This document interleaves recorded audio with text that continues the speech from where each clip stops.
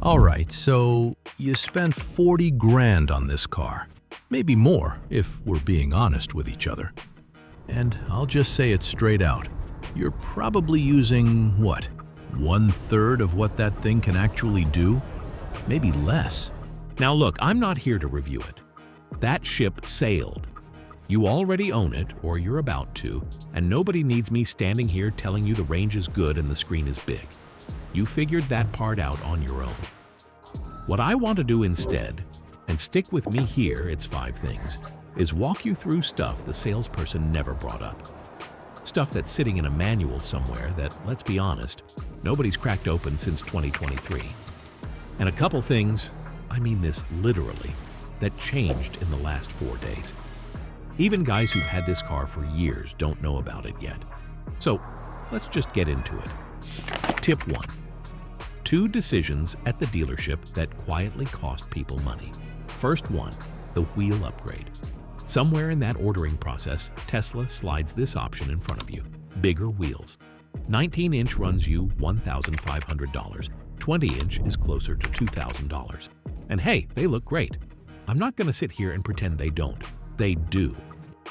But here's the part that never makes it onto the brochure. Those bigger wheels are eating 5 to 8% of your real-world range. Tires cost more when it's time to replace them. And every pothole between here and your brother-in-law's place in Phoenix? Now it's a whole personal experience. $2,000. You know what that actually buys you instead? A home charger installed and a set of floor mats that'll survive an actual winter. Your day-to-day life with this car gets better from those 2 things more than it ever will from wheels that make you look, I don't know, slightly more serious in a parking garage. Second one, and this one matters more than people realize, the FSD question. That monthly subscription, $99 a month, is tied to your Tesla account. So when you go to sell the car down the road, the next owner gets nothing. 0. You've basically been paying rent this whole time on a feature that checks out the day you do. Buy it outright instead, $8,000. And it's tied to the VIN, goes with the car. And based on what used Model Ys are actually selling for right now, having FSD already purchased on the vehicle can add somewhere between $300 and $6,500 to your resale price. Whether that math works out for you depends entirely on how long you're planning to keep it. Holding on to it 7 years? Probably worth it. Trading in after 3? Run the numbers first, then run them again, just to be sure. Nobody at the dealership brings this up on their own. Funny how that works out. Tip 2. Your battery is not as fragile as the internet wants you to believe. The Model Y rear-wheel drive, that's the base trim, the one most people actually have, runs LFP chemistry, lithium iron phosphate. Completely different animal from what's in the long range, the AWD, the performance. Those run NMC, nickel manganese cobalt. Why's that matter? Because that famous only charge to 80% rule everybody repeats. That was written for NMC batteries. LFP doesn't need that at all. Tesla actually tells RWD owners to charge to 100% every so often, just to keep the system calibrated properly. So if you've been sitting there capping your RWD Model Y at 80% because of some forum post from back in 2021, you've been doing homework for a class you're not even enrolled in. Now, if you've got the long range or the performance, NMC, yeah, 80% daily still holds. That advice is for you.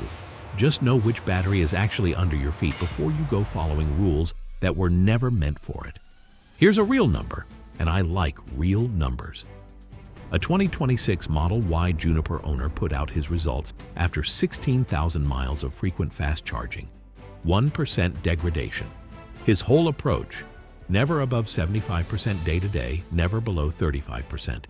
And he preconditions before hitting a supercharger. That's it. That's the entire system. Simple. Kind of boring, honestly, but it works. One more thing while we're on this.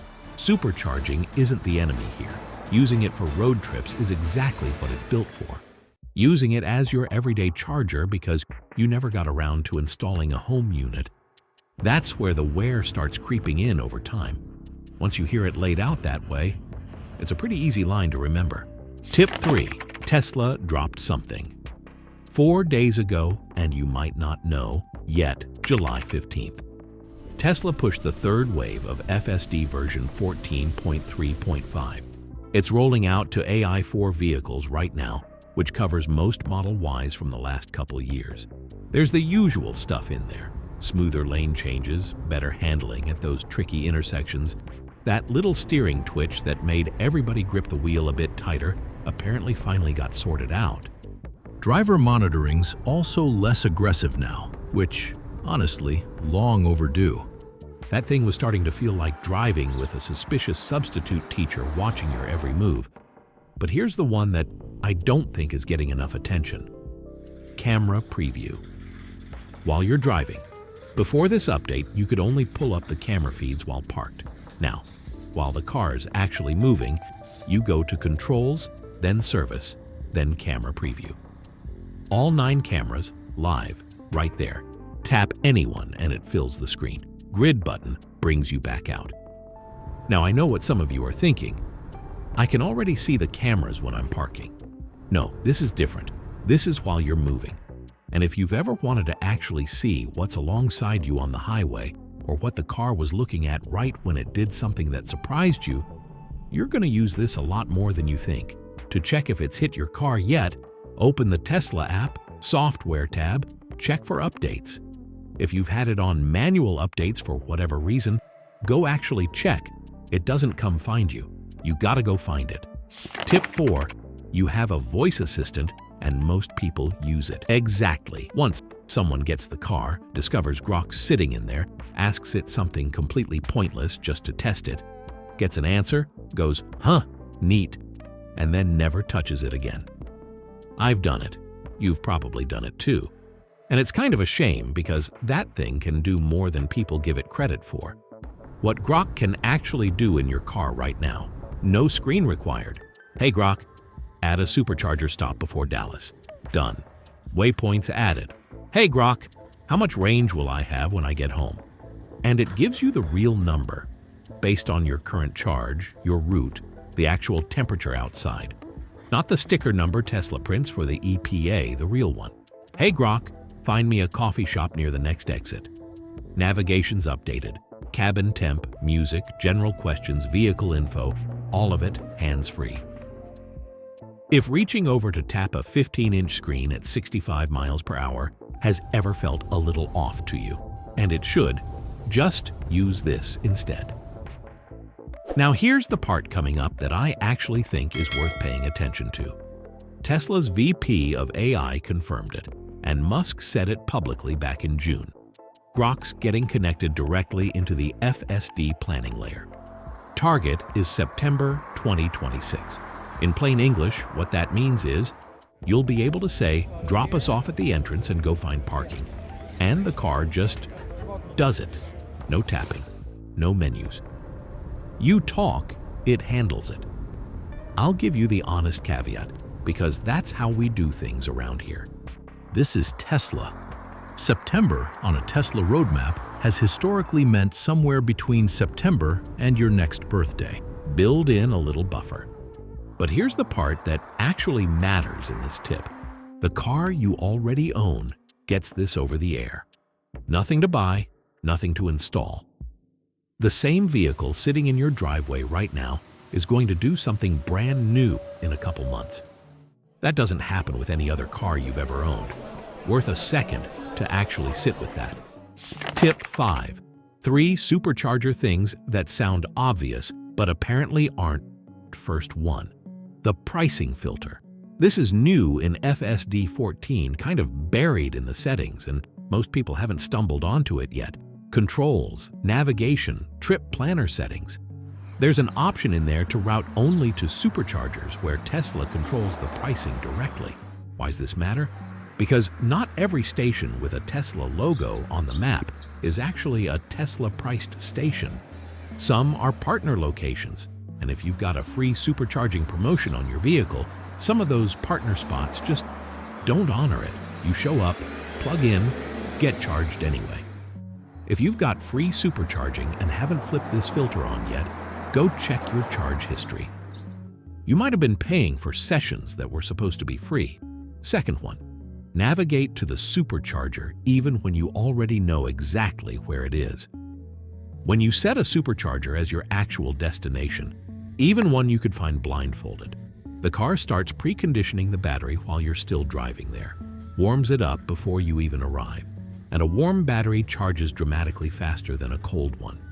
On the LFP battery specifically, in cold weather, Tesla's V3 and V4 superchargers can actually heat the cells directly, which can cut your charge time by up to 75% compared to rolling in cold. Whatever time you thought you saved by skipping the navigation step, gone.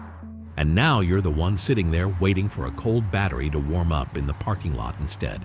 Third one, stop at 80, maybe 85, then leave. Charging speed drops off noticeably past 80%. I've watched people sit at a busy supercharger for 45 minutes just to crawl from 80 to 100 for a drive home that needed maybe 50 miles of range, tops. Charge to what you actually need, throw in a small buffer, and go.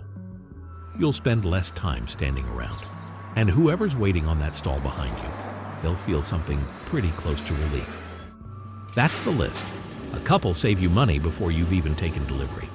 A couple make the car you already own work noticeably better, starting this week. And one of them's something that literally happened 4 days ago that most Tesla owners haven't even caught up to yet. That's really the whole point of this channel, if I'm being honest. Not the announcements, not the stock price, the part that actually touches your life and your wallet in a way you can do something about.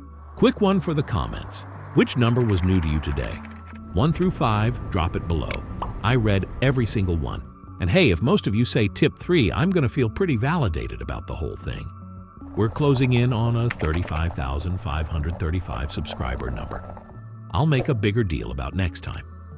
If this is the kind of breakdown you come here for, you already know where that button is. See you in the next one.